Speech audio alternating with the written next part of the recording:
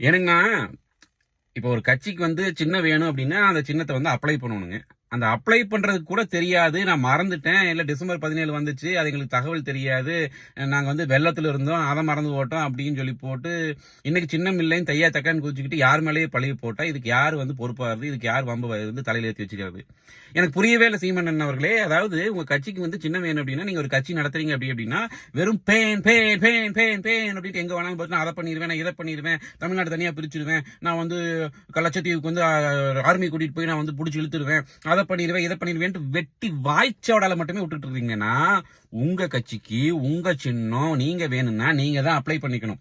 ஒரு எம்எல்ஏ கிடையாது, ஒரு எம்பி கிடையாது. அப்ப வேணும் அப்படின்னா அந்த குறிப்பிட்ட தேதியில ஒரு அரசாங்கம் அந்த கெஜெட்ல அந்த ஒரு வெப்சைட்ல அந்த விஷயங்களை நமக்கு தரும்போது நீங்க தான் போய் அதை முன்னெச்சரிக்கையா உங்களோட அதுக்கு ஒரு டீம் வச்சுட்டு பண்ணணும். நீங்க அதெல்லாம் விட்டு போட்டு வாய்ச்சாடல் ஓட்டுறதுக்கு மட்டும் ஒரு டீம் வச்சுக்கிட்டு இதை பேசுறேன் அப்படின்னு எந்த மாதிரி பேன் பேன்